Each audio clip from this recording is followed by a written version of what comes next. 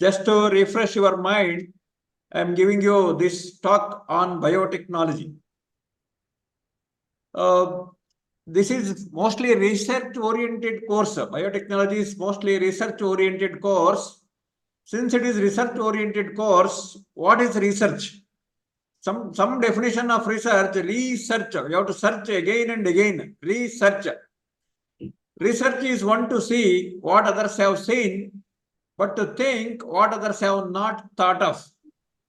Many a times we may have repeat the experiments, but the conclusions which we are going to draw might be different. Because in this process of research, we need to find out the truth. There is truth, and beyond the truth, there is absolute truth. Absolute truth you need to find out from searching again and again. Research. If the research is not useful for end users, that is common public, it is like a construction of the roof of the building with the bricks of the base. This is the fate of the research. If it is not useful for the end users, you are going to construct the roof of the building with the help of bricks of the base. And of course, there are many funding agencies, national, international funding agencies. There are some private funding agencies. At the international level, you have DANIDA, you have Ford Foundation, you have USDA, and at the national level, you have UGC, CSIR, DBT, DST, and for arts faculty also, there are plenty of funding agencies. So all these funding agencies' intention is to find out most of the truth of nature. Nature's secret we need to unravel. You need to unravel the secret of the nature by searching again and again. And of course, the outcome of the research, according to United Nations estimate, if you invest large amount of money in the research, the return of the research is max to max 4 to 5%.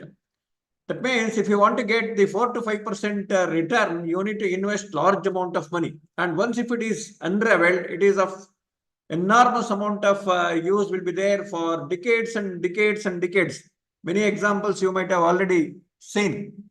So importance of research, which is the progress in any of the field, and any country's progress depends on the basic sciences research, particularly in the field of R&D, research and development. Application of technology to the common end users is the main motto of the research. Application of whatever application, for example, these mobile phones, television, and ready-to-eat foods. You take any discipline of study, there are plenty of technologies which are being used by common public.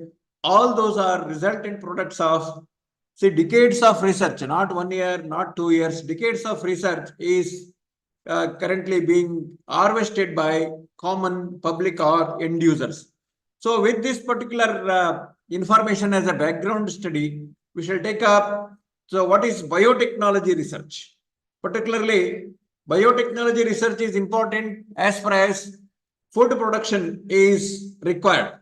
So why population growth is so central to all the problems? Because the population is exploding in the geometric progression, whereas food production is increasing in the arithmetic progression. So what is the current population? You might be knowing what will be the global population by the year 2050. And what are the factors which affects the growth of the population? And obviously, the growth of the population, we need to keep the phase of the production of food grains or the actual consumables. So why population is so important? Because Malthusian theory is there. During 1798, he has proposed organisms need not have to be always human beings, any organisms. Organism population increases exponentially, whereas the environment is fixed, but actually decreased. Yeah.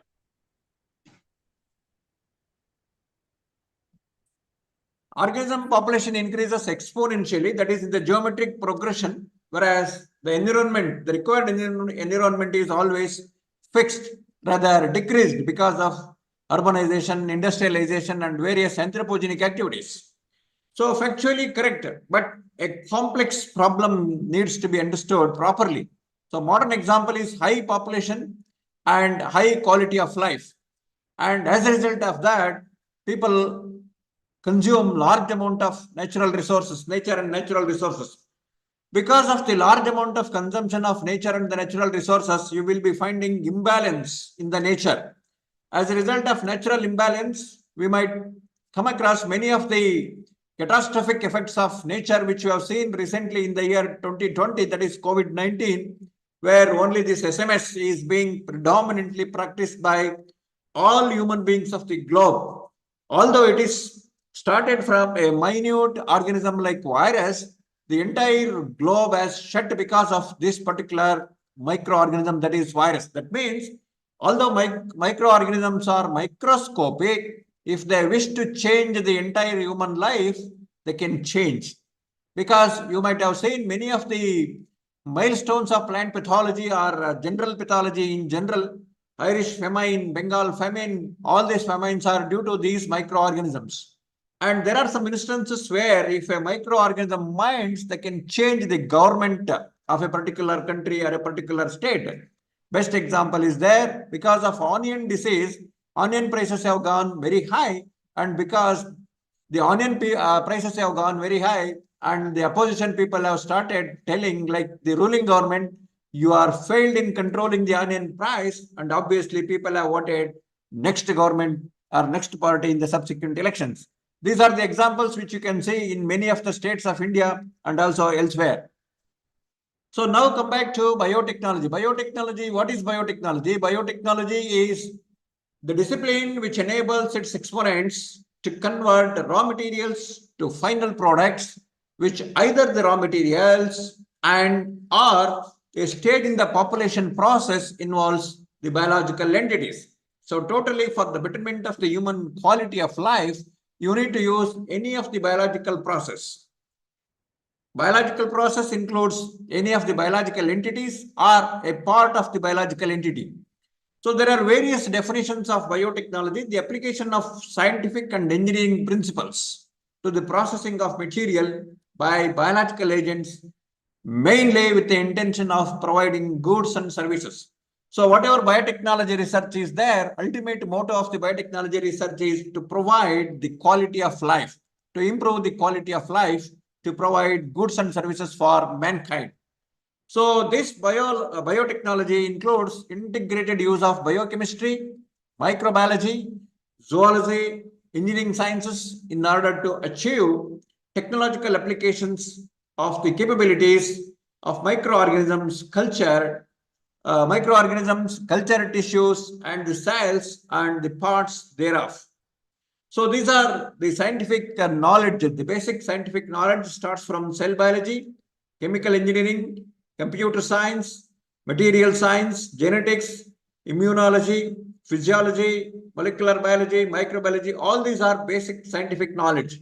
With the help of these basic scientific knowledge, you can draw the biotechnological tools, starting from bioprocess technology, antisense technology, protein engineering, maps production, DNA chip technology, genetic engineering, tissue culture, tissue engineering, all these things. And what are the useful applications? Entire useful applications with the help of basic scientific knowledge and the biotechnological tools can be categorized into three categories. The first group of benefits from this particular subject is environmental related. The second group of benefits from this particular biotechnological basic science research is agricultural benefits and the medical benefits. So what are the environmental benefits? What are the agricultural benefits? What are the ways and means of medical benefits which can harvest from this particular subject, biotechnology? So from the agricultural sector, you can think of improving the food quality, improvement in the crop yield, improvement in the health of the crops, either plants or animals, and food quality improvement in terms of nutritional quality, improvement in terms of not only crop yield, and improvement in terms of nutritional quality also. Environmental benefits, you can think of environmental monitoring, you can think of pollution prevention, and also you can think of bioremediation, use of some sort of microorganisms to control the pollution problem. And if you can think of medicinal group of benefits from biotechnology, you can think of production of vaccines, and you can develop precise diagnostics for animal diseases, human diseases, or even crop diseases, and appropriately you can think of proposing therapeutics. All these things are the groups of benefits from biotechnological tools, particularly in the field of medical biotechnology. So as a result of this, you can categorize the entire course of biotech. This is the glimpse of new millennium biotechnology. Starts from micropropagation, uh, immunology, cell science, new generation vaccines, diagnostics, gene therapy and functional genomics, patenting and biotechnological safety, bioproduct development, special social programs, human resource development, bioinformatics, agriculture and marine sources, all these things, animal biotechnology, environmental pollution abatement, biodiversity, bioterrorism, uh, characterization of conservation of nature and natural resources, all these things. And the entire biotechnology can be grouped into 4 branches based on the application of the field. Biotechnology could be from the red biotechnology or white biotechnology, or even it could be blue biotechnology, or it could be green biotechnology. So red biotechnology mostly deals with manufacturing of pharmaceuticals, enzymes, antibiotics, vaccines, and molecular diagnostics. The medicinal field of biotechnology is considered as red biotechnology. Similarly, white biotechnology. White biotechnology or industrial biotechnology. Industrial biotechnology, the production of industrial products, processes and the products. Similarly, green biotechnology. Green biotechnology is agriculture biotechnology. Biotechnology which is applied in the agricultural process, improvement of the crop yields, improvement of the nutritional quality of the crops, and appropriate diagnostics of the crop diseases, and also control strategies. Similarly, you have blue biotechnology. Blue biotechnology or marine biotechnology. Marine biotechnology is the application of biotechnological tools and techniques for the improvement of marine and the aquatic products in the form of fish, prawn, all these things. Even if you can harvest some of the marine plants like algae, for example, G3 plants we call Gelidium, Gigartina, and Gracilaria, which can be used to extract the important compound that is agar or agar-agar. Agar or agar-agar can be extracted from marine rhodophycean members, marine algae, that is red algae, that is rhodophycean members. Those 3 plants are popularly called as G3 plants. G3 plants stands for Gelidium, Gigartina, and Gracilaria because these are the 3 important plants, giant kelps. These are considered as giant kelps which can grow in the ocean miles together. So these 3 plants grow miles together in the ocean. People are identifying those 3 plants, collecting it, drying it, and powder it. Then you will produce the agar or the agar-agar. The first quality of the agar is being used in the production of jellies, in the production of chocolates and other things because this entire plant product is edible. And the second grade and the third grade of the agar is being used in the research laboratories for R&D purpose. So these are 4 important branches of biotechnology based on the application of those fields. So if you take agriculture biotechnology, in the agriculture biotechnology alone, you have first generation biotechnology, you have second generation biotechnology, you have third generation biotechnology. First generation biotechnology deals mostly with production of milk related products, dairy products, then production of wine, production of beer, production of vaccines by using conventional tools, conventional methods. By the using conventional methods, if you produce wine, if you produce beer, if you produce cheese, if you produce vaccine, all these are first generation biotechnology. Then the second generation biotechnology deals with conventional breeding again. You need to look at the plants which are growing in the field for their physical appearance, then hybrid them, then to get the hybrids, collect the male and female parts of the plant, artificially fertilize, then get hybrid plants for the production of yield and tissue culture techniques. You can also use cell and tissue culture technology for the production of better quality of the crops, better quality of the secondary metabolites, better quality of medicinally important plants. You can apply this technique for wide variety of applications, even in the medical field, even in the agriculture field, even in the environmental field.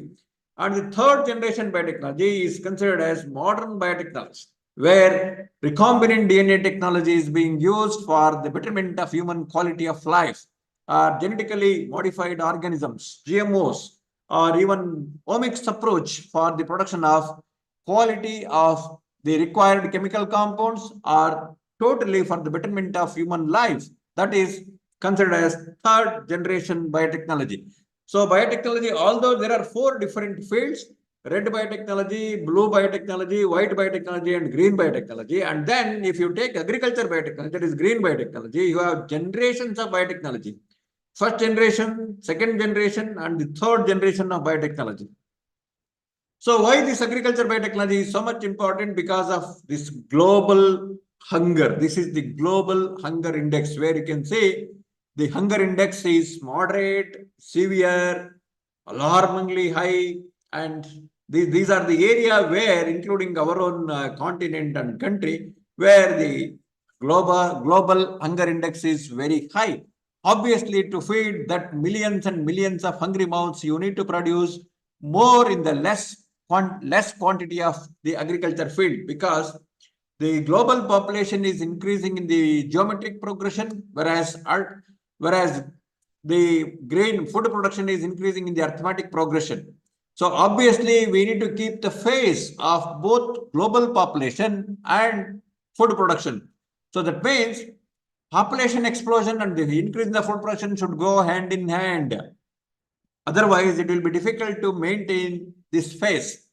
So today, the feeding the world is a challenging task. You need to feed millions and millions of hungry mouths, because according to United Nations estimate, FAO estimate, only 2 out of every 5 people are having balanced 2 meals per day. Remaining 3 people are going to bed either hungrily or malnourished. You have greater responsibility of producing more food grains within the limited amount of land, arable land. Arable land is shrinking day by day because of urbanization, industrialization, and various other anthropogenic activities. So whatever little amount of arable land is left with, you need to grow all the required food commodities within that limited amount of arable land. By 2040, half of the total population, total global population, will live in cities. You can just imagine, there were no people, more than half of the global population will live in cities, who are there to work in the agriculture field. This is the UN estimate. All those people should be fed through market channels. They will not grow anything, but you need to provide them food grains or food commodities. So the world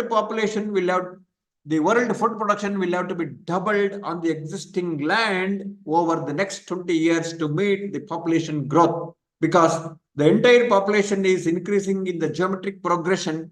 We need to double the food grain production for feeding the entire global population. So global population, whatever field they are developing, obviously they need to depend only on the agriculture for their sustainability, for their eating purpose. So that is why agriculture is the best culture on this globe. The best culture, whatever the cultures may be, agriculture is the best culture which is existing on this globe. So population growth is outstripping the food supply.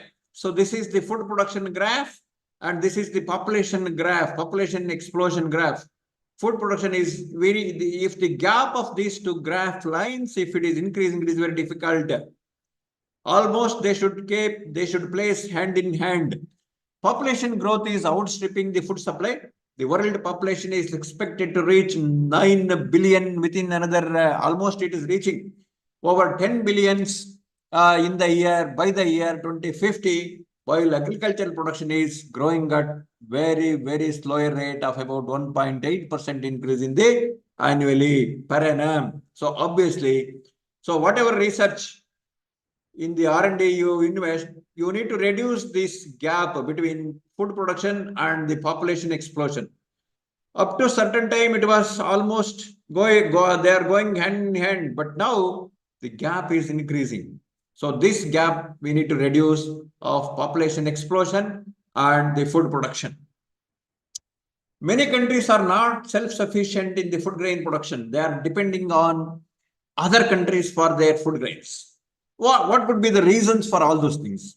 So reasons could be from various reasons like climatic reasons, environmental limitations, etc. Because in India, we are getting almost more than 8 hours daily sunlight for the entire year. But if you go to polar regions like Denmark and all, only during any 4 months of the year, they are getting the 4 hours sunlight per day. We are all fortunate to have almost more than 8 hours sunlight in all the seasons of the year. But if you go to the polar countries like Denmark, Sweden, Norway, and other things, and other places where they are getting the sunlight only 4 hours maximum sunlight for 4 months of an year, remaining 8 months, they are not getting sufficient sunlight. That is why we have seen they are suffering with most of the skin diseases. They take sunbath during beaches and the parks whenever they get sunlight. Otherwise, their skin is mostly affected with so much of microorganisms because they are not getting enough sunlight for their own health. I am telling. Then you can think of growing the crops and producing the food grains in the field conditions. So biotechnology may make it possible to customize the genetic makeup of the crop plants so that they can grow in the exceptionally dry climates, exceptionally wet climates, exceptionally hot climate, or exceptionally cold climates. So is it possible from this biotechnology to acclimatize the crops to a particular prevailing environmental condition, so that it is dry condition or wet condition or hot condition or cold condition? So people are attempting in the field of green biotechnology so that crops can be grown within the limited period of sunlight or limited amount of sunlight per day. So you can also think of using biotechnology to increase the crop yield, greater flexibility in the growing environment. By any chance, if you are doing biotechnological by altering the genetic base of the crop species, is it possible for us for the greater flexibility of the growing yields and also in the growing environments? So less use of chemical pesticides on the contrary, because now people are using enormous amount of pesticides to control the pests and diseases of the crop species. And continuous use of pesticides are also problematic for human beings. How? By continuously using any of the particular pesticide, the target pest will develop resistance to this particular pesticide. That is on one side. On the other side, the residual amount of this pesticide, somehow it will reach food grains and somehow it will reach human beings, human body. So this little quantity, the minute quantity of pesticide which is reaching human body is responsible for causing hitherto not reported diseases of human beings. So this particular pesticide, if you continuously apply to the particular to control target pest, the target pest will also develop resistance. And residual effect of this pesticide, if it reaches soil, if it reaches water, and if it reaches crop, and it will reaches the grains, and by chance if it reaches human bodies, that particular pesticide will start causing hitherto not reported diseases. And in the medical field, what physicians are advising, so by any chance, minute quantity of the pesticide which keeps on accumulating in the human body, that will undergo what is known as biomagnification. The large quantity of the pesticide will reach human body and it will start causing hitherto not reported diseases. That's why medical field also facing lots of antibiotic resistance problem. Antibiotic resistance is a never-ending problem for the medical field. So therefore, there is an urgent need to intensify our development of agricultural biotechnological fields. So old and new approaches of biotechnology, mainly for the implement of crop improvement. The traditional plant breeding, you need to identify a desired gene by the yield, then it should cross with the commercial variety, then get a new variety. You need to keep on testing all these things, whether it is expressed in the hybrid varieties or not. That is traditional plant breeding. And in the use of plant biotechnology, you can identify using plant biotechnological tool, single gene may be added to the entire strand. But here, the DNA strand of genes, much like a strand of pearls, traditional unit to entire thing should be transferred. But here, you need to identify a particular gene which is responsible for either disease resistance or nutritional improvement or high yielding, all these things. And if you can transfer that particular single gene to a commercial variety, and you can think of developing altogether new variety. Less time consuming. This is the top one is more time consuming. This is less time consuming. That means within the limited amount of time. Actually, during 1780s, 1790s, plant breeders are struggling a lot to get the hybrids by crossing the male and the female plants. But now the entire 4 years of research can be done within 1 year here by using plant biotechnology. Almost 3 times less amount of time you can think, although it needs little amount of more investments.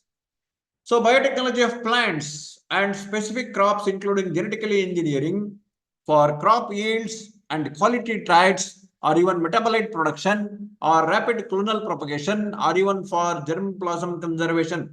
On all these fields, you can think of using plant biotechnology. And plant biotechnology is a powerful tool to further advance the various fields in the field of agriculture. The potential benefits of biochemistry, biotechnology will not be realized without a continued commitment for the basic research. The basic research is very, very essential. So only based on the basic research advancement, you can think of production of improved products, either in the field of medical biotechnology, or in the field of agriculture biotechnology, or in the field of blue biotechnology or green biotechnology, or whatever the field. The gene transfer to enhance agriculture, then identification of genes, gene identification, gene regulation, the structure and function of the gene products, all these things are possible only from the advanced research in the field of biotechnology. So what are the new approaches to the crop production? Agriculture production has more than doubled, while the amount of land under cultivation has actually declined. Because in Indian statistics, if you take immediately after independence, we are not sufficiently growing the crop for our population, because population was about 45 million and we used to produce only about 30 to 35 million tons of food grains. But now population has increased to so much, you might be knowing, and at the same time the food production has also increased to 250 million metric tons. You can think of all these things is possible only during the green revolution implemented by under the able leadership of Professor M.S. Swaminathan. Most direct way to use biotechnology to improve the crop agriculture, genetically engineered plants, that is, alter the base of genetic structures. Although this is a powerful tool, but the process is not simple. It needs lots and lots of technology, and also huge amount of investment is essential. Typically, researchers must be able to isolate the gene of interest, insert it into a plant cell, induce the transformation, and cell to grow, transform the cell to grow to an entire plant, and then make sure that gene is appropriately expressed. This is the biotechnological tool, use of biotechnological tools for increased production of food grains. So similarly, in other fields like agriculture resistant traits, you can think of, and the best example for herbicide resistant traits, glyphosate, that is Roundup Ready, environmentally safe herbicide. Although it is environmentally safe, but it indiscriminately kills crops as well as weeds. By any chance, if you can do, it will kill only the broad-leaved leaves, broad-leaved plants. Then you can apply in all agriculture fields so that it will kill only on weeds and the crops will be maintained. This is one such example, success story, one success story. Scientists have isolated the glyphosate-resistant gene and successfully transferred it into cotton, soybean, tobacco, and tomatoes. Actually, in these crops like cotton, soybean, tobacco, and tomatoes, weed control is not a problem because they simply spray glyphosate. It will kill, except these cotton, soybean, tobacco, and tomatoes, all other plants which are being grown in the agriculture field. So weeding is easy. This gene was derived from this particular bacterium, that is Salmonella typhimurium. Similarly, genetic engineering for crop production, production of the crops from the pests, from the insects, from the viruses, bacteria, nematodes, fungi, all these are disease-causing organisms. And although there are 90% microorganisms which are beneficial for human beings, there are only 10% of microorganisms which are harmful, which are known to cause, known to induce diseases in case of crop species, in case of human beings, in case of animals, etc. So chemical pesticides, herbicides are not selective enough to affect only the harmful organisms. That's why the research in biotechnology is most important. More refined biotechnology can be used, that is BT cotton, new approaches for animal agriculture, new approaches for animal breeding, fish farming, shrimp, all these things are possible only because of the advancement of the biotechnological field. So BT cotton, actually there is a statistics in Government of India Agriculture Department website. More than 60% of the pesticide being produced on an average of Indian ratio, 40% of that will be used only to control one particular disease, one particular pest problem in case of cotton, that is bollworm. So only 8% of the land is being grown, 8% of the land is being used for the cultivation of cotton. That means 8% of the land which is meant for agriculture will be consumed 40% of the total pesticide which is produced in the country. So to control this particular cotton bollworm, biotechnology is coming with BT cotton. So you need to transfer the genes which are taking care of sufficiently. I'll be telling you all those things, information in another further slides. So basic steps in creating a transgenic crop: isolate the gene of interest, vector is chosen to carry into the plant cell, gene is clipped and loaded onto the vector. Once the gene has been delivered into the cell, it will travels into the chromosome strand and the new gene becomes the part of the plant's recipe book. So that particular new gene will start expressing in the subsequent generation in that particular crop species. So generating high yielding varieties by genetic manipulation of the plant's architecture.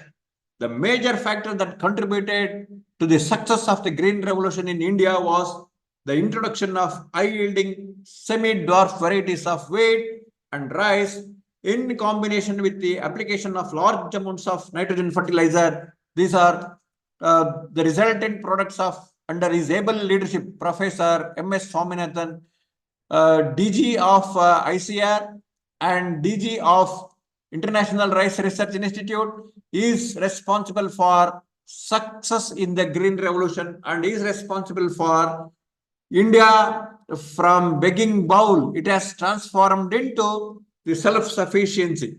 Earlier, it was India was also considered as begging bowl. We are depending on the food grains from the elsewhere.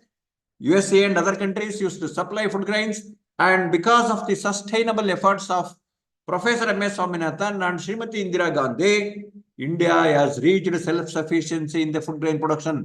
Subsequently, Lal Bahadur Shastri also supported Professor M.S. Swaminathan, and as a continued support of these two prime ministers, Srimati Indira Gandhi and Lal Bahadur Shastri, along with the DG M.S. Swaminathan, India has transformed from begging bowl status to self-sufficiency in the food grain production.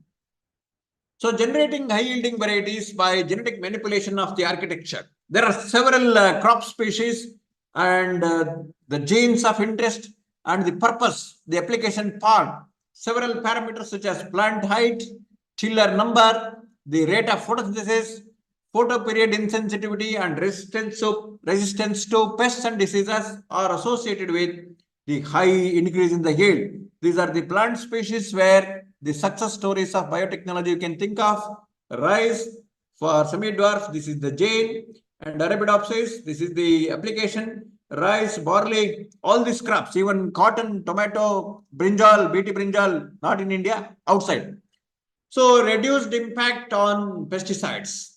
You need to reduce the application of pesticides, because if you continuously apply the pesticides for a particular disease or the pest, you have all the chances of development of resistance from that particular pest. And this is how people are spraying pesticides. It will reach all non-targets. Either it will reach food grains, or it will reach water bodies, or it will reach soil, and somehow it will reach human body.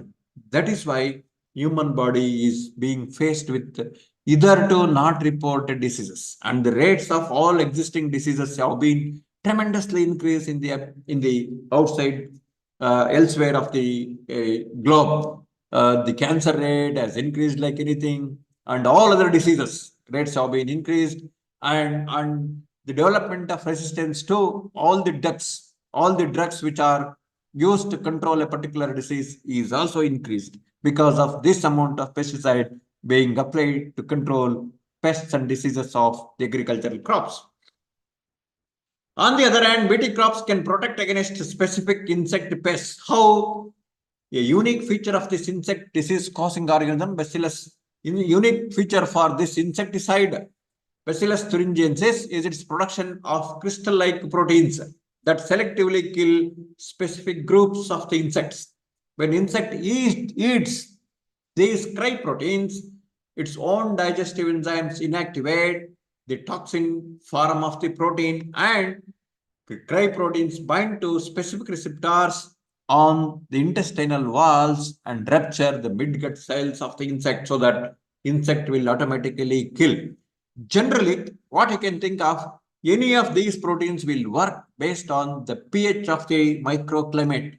So once if the pH changes, if it is consuming from the fruits, cotton balls to insect, whatever those cry proteins which will be activating the insect midgut, and insect midgut will automatically rupture because of the change in the pH condition of the insect midgut. So this is effectively kills this particular insect.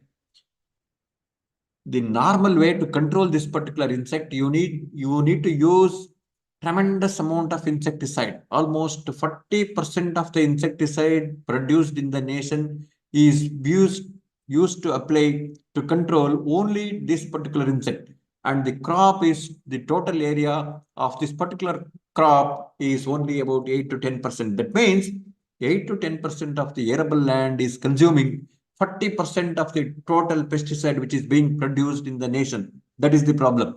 Mainly to overcome that, if you are implementing this PT cotton, although there are many protests from various strata of the society, but simply you cannot consider all those things. Somehow you need to implement this PT cotton and reduce the use of pesticide. The purpose is to reduce the use of pesticide. So similarly, BT corn is also one such best crop species you can think of, controlling lessened use of insecticide, reduced use of pesticide and insecticide. And some of the plants during processing lose some of the vital nutrients they once processed. Others are grown in the nutrient poor areas. 1 second, I will just transfer this. So both these problems can be solved by introducing the genes into the plants to increase the amount or the potency of the nutrients. The best success story is biofortification of rice. Biofortification. So how this biofortification of rice can be achieved? Biofortification of rice can be achieved. 1 second.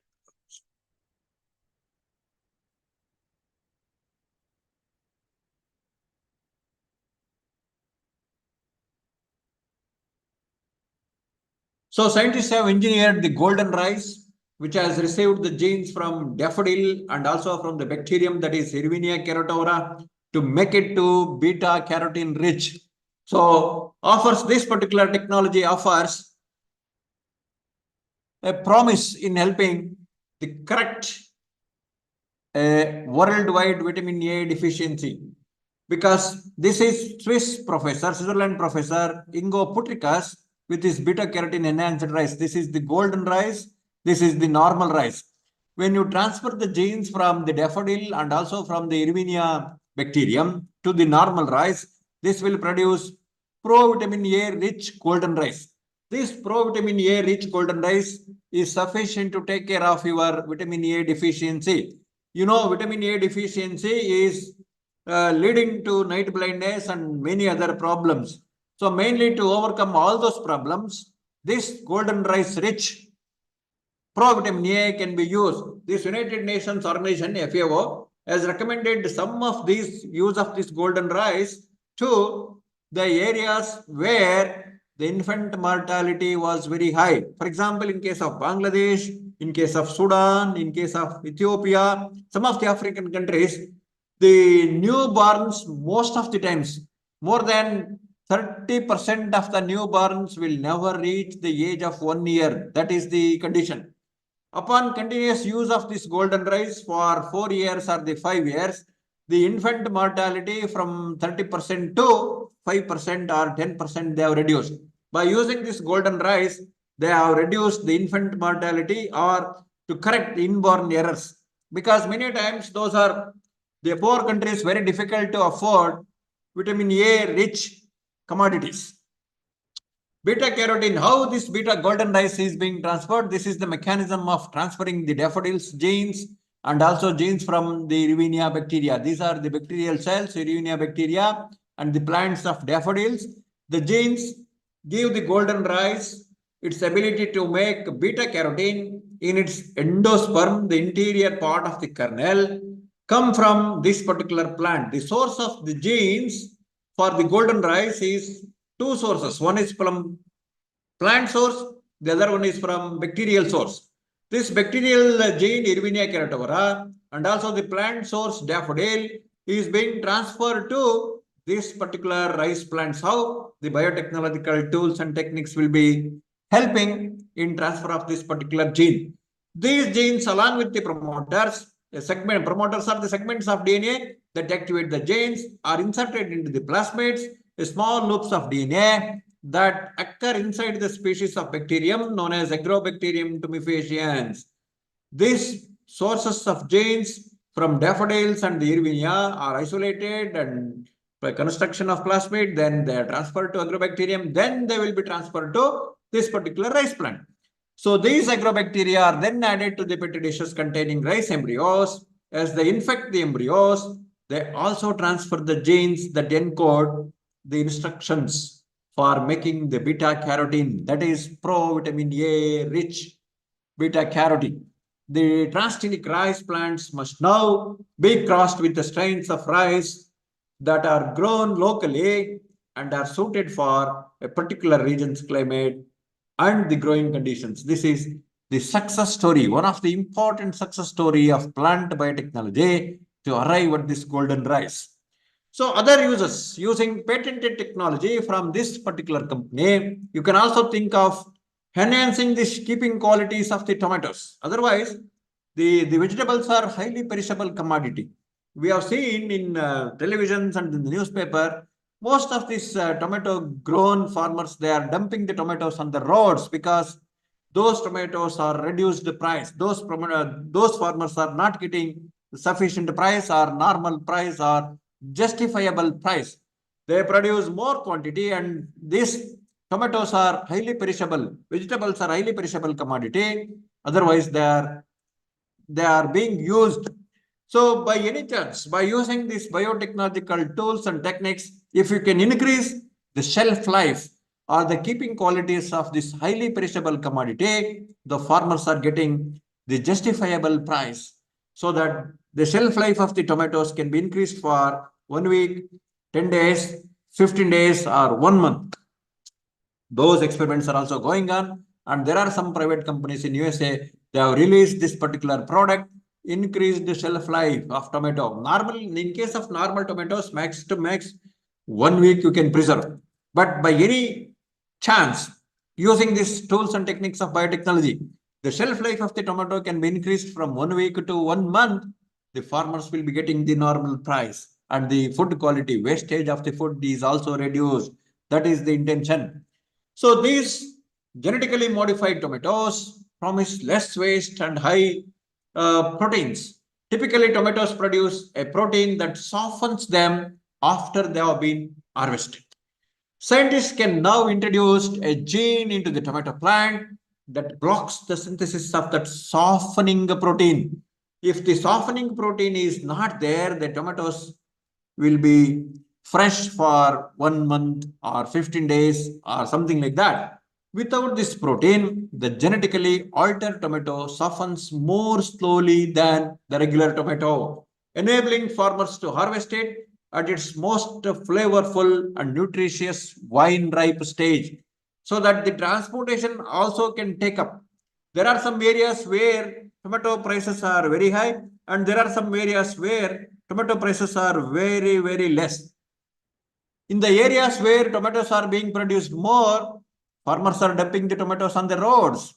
In the areas where tomatoes are very high priced, those people are getting very tough time to purchase tomatoes for their consumption purpose. Somehow, if this gap can be reduced by increasing the keeping qualities of the tomatoes, by increasing the shelf life of the tomatoes, is it possible for us to provide wherever it is produced to wherever it is being consumed? So this transportation also can be, you can take up during that increased shelf life period of tomatoes. These are some of the current crops with biotech traits: herbicide tolerant cotton, soybean, corn, canola, then insect resistance, cotton, potato, all these things. These are the benefits to the growers and the consumers. Commercial crops, virus resistance, papaya, potato, delayed ripening. This is what delayed ripening I mean.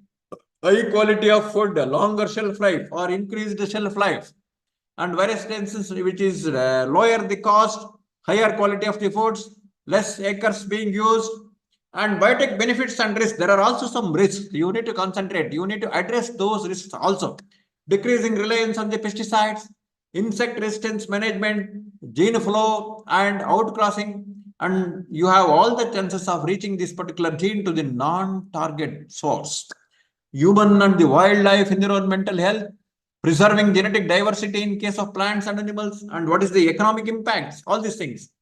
So biotech foods and the health benefits: enhanced protein and essential nutrients to prevent diseases, vitamin A to prevent childhood blindness, increased calories and nutrients to prevent malnutrition. You can achieve many things, starting from vitamin A deficiency, starting from nutrient deficiency. All these things you can achieve from the green biotechnological advancements. Increasing food availability by reducing the spoilage. Spoilage, otherwise, I told you know, in where tomatoes are being produced, not only tomatoes, almost all vegetable crop species which are of highly perishable commodity, very, very less amount of shelf life. So, by using these techniques of plant biotechnology or green biotechnology, is it possible for us to increase the shelf life of highly perishable commodity so that it can transport from the area where it is being produced to the areas where it is being consumed, where it is in demand? These are healthier foods: wheat, rice, reduced natural food toxins. These are the other problems of fungal toxins, mycotoxins. There are various other toxins. You can also think of reducing the negative effects of these toxins by using the green biotechnological techniques. So, fighting for hunger, improving the yields of food staples, controlling insects, controlling crop diseases on all these crop species or people are reported. Then you can also achieve food security, increasing crop productivity to meet growing global food needs, increasing crop productivity of staple foods rich in protein and calories, increasing access to a healthy, diverse diet of the foods. So, what are the environmental impacts and the social responses to genetically engineered crop species? So, there are drawbacks of this genetically engineered crop species as far as environmental impacts are considered, as those needs to be addressed properly, because you might be having all the chances of transfer of genes from this area, this crop to some other crops. That needs to be avoided. So, as I said, there are different branches of biotechnology: red, white, blue, and the green biotechnology. Only green biotechnology we could address so far, and I will just touch upon the other branches of biotechnology within another 10-15 minutes. So, medical biotechnology is the use of living cells and the cell materials to research and produce pharmaceutically important products and the diagnostic products that help to treat and prevent human diseases. So, as far as green biotechnology is considered, the same amount of benefits to red biotechnology is also there. So, red biotechnology is mostly medical biotechnology. So, application of red biotechnology in the field of pharmacology, in the field of gene therapy, in the field of stem cells and the regenerative medicine, and in the field of tissue engineering. By using this particular advancement of red biotechnology, you can identify the inborn errors. You can treat the baby which is still inside the mother's womb. That is stem cells therapy or regenerative medicine and all those things. Then, which are already proven applications, production of insulin, production of genetically engineered human insulin was the first breakthrough of red biotechnology, particularly in the field of pharmaceutical industry. Insulin was first produced in E. coli through rDNA technology during 1978. The principle is mass production of human proteins, vaccines, etc. by genetically modified bacteria or genetically modified viruses. The process, the human gene for insulin is placed into the bacteria and cultured and allowed to produce insulin, which is collected, purified, and sold to diabetes patients worldwide. Grow bacteria that make insulin in the insulin protein, isolate the protein from the other stuff that was in the fermentation tank by the process of purification, convert the insulin into its active form by processing that particular insulin. Then what is the application of environmental biotechnology? Best example is biofuel production. A biofuel is a fuel that is produced through contemporary biological process such as agriculture or anaerobic digestion rather than fuel produced by geological process such as those involved in the formation of fossil fuels. So there is an estimate by the year 2050, the entire fossil fuel sources are being dried up. Obviously, we need to look for alternative energy resources. So one of the alternative energy resources is production of bioethanol. Although Government of India is advocating all the state governments to use solar, Har Ghar Ka solar, some schemes from Prime Minister office they have announced. In addition to that, bioethanol is an alcohol made by fermentation, mostly from the carbohydrates produced in sugar or starch crops such as maize, sugarcane, or even sorghum. This is from the field of biotechnology, production of bioethanol from increased crop stuff.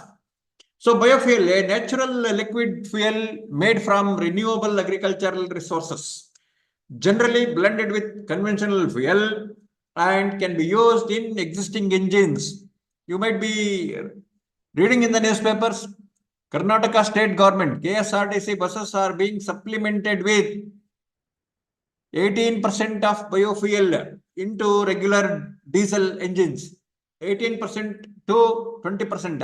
Earlier in the year 2008 to 2010, they have started supplementing only 4% or 5% of biodiesel.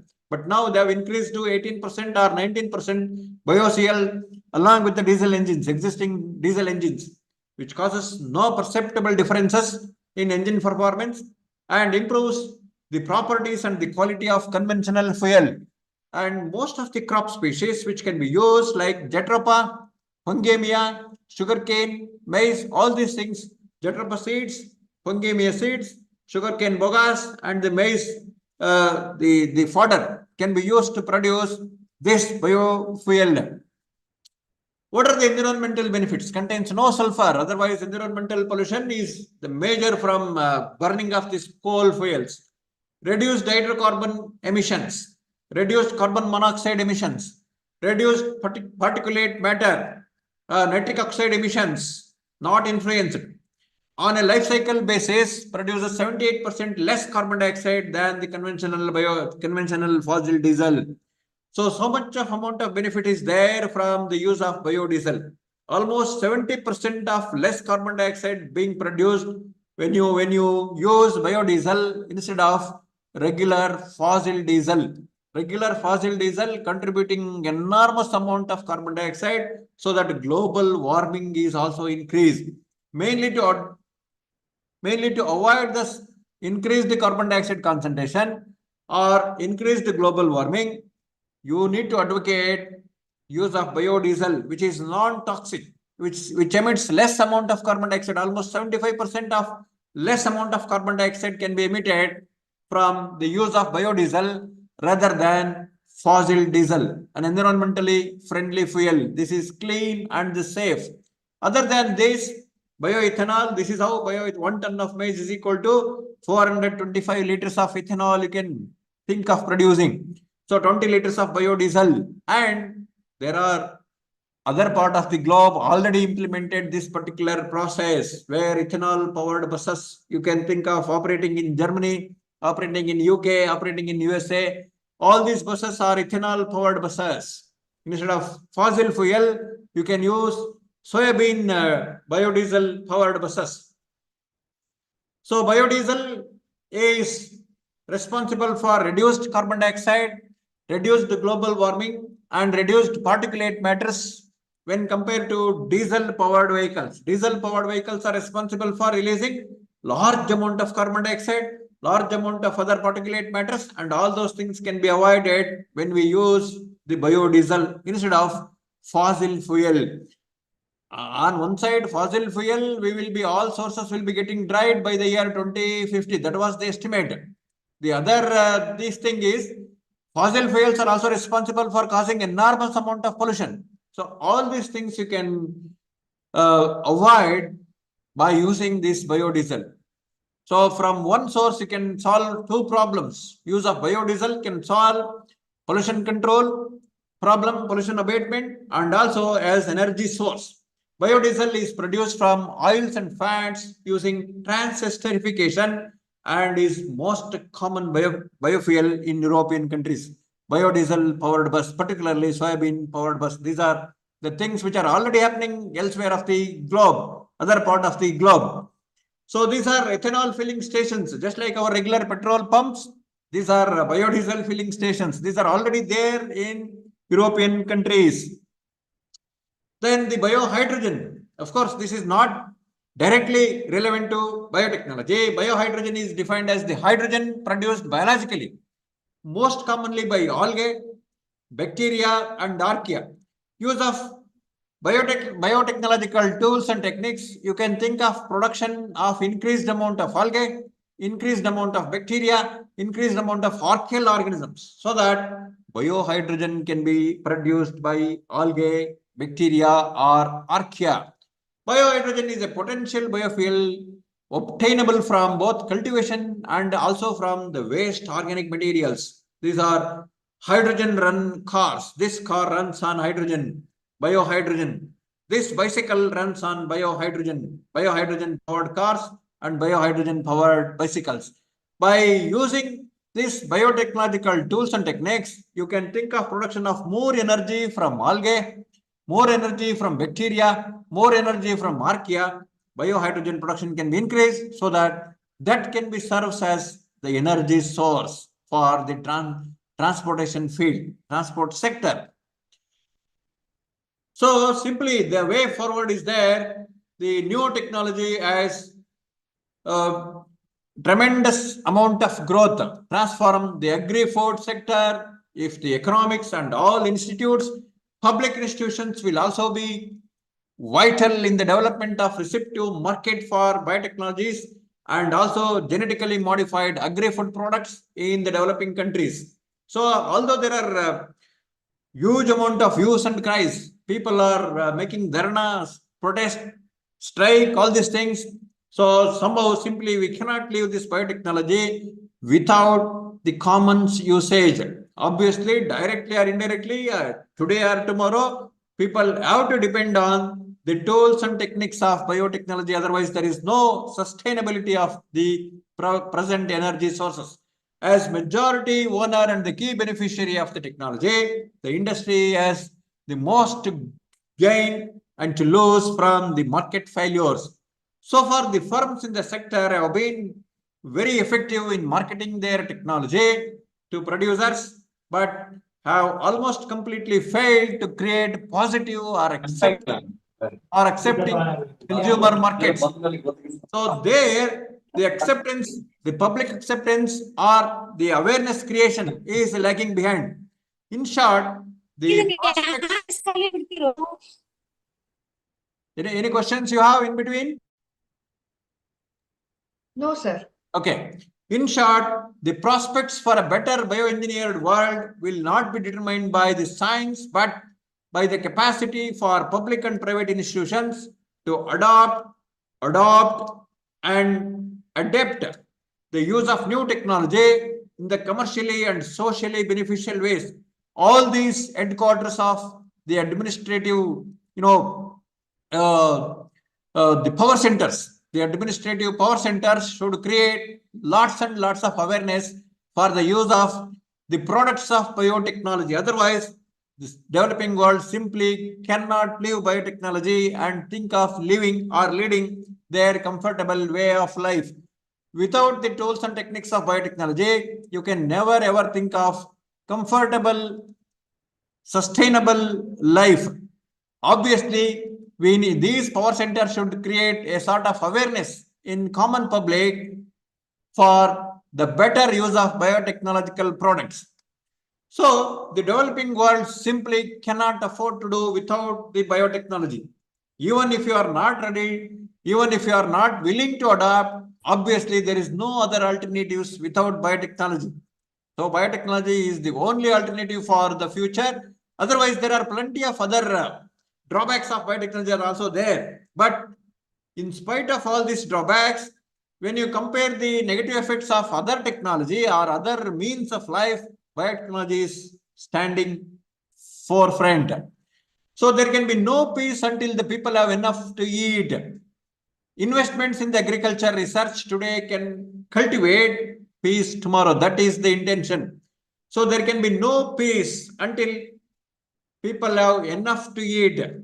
Investments in the agriculture research today can cultivate peace tomorrow. For tomorrow's peace, we need to invest today in the agriculture biotechnology. Biotechnology is not an enemy, but it is in the partner of the progress. So these are modern biotechnological. To summarize the entire thing, is not a silver bullet. Modern biotechnology is not a silver bullet or a quick fix to solve the world's poverty and food security problems. When combined with conventional approaches, it can go a long way in the improvement of crop productivity. And this particular field does require a new way of thinking, new way of organization, and new way of communication. So this is the quote: man knows how to fly in the air, man knows how to swim in the water, but unfortunately he doesn't know how to live in the society. And this is the last slide, earth has provided enough for everyone's needs, but not everyone's greeds. This is Mohandas Karamchand Gandhi, MK Gandhi, the father of nation, says. And thank you very much for your patience hearing. If you have any questions, you can ask.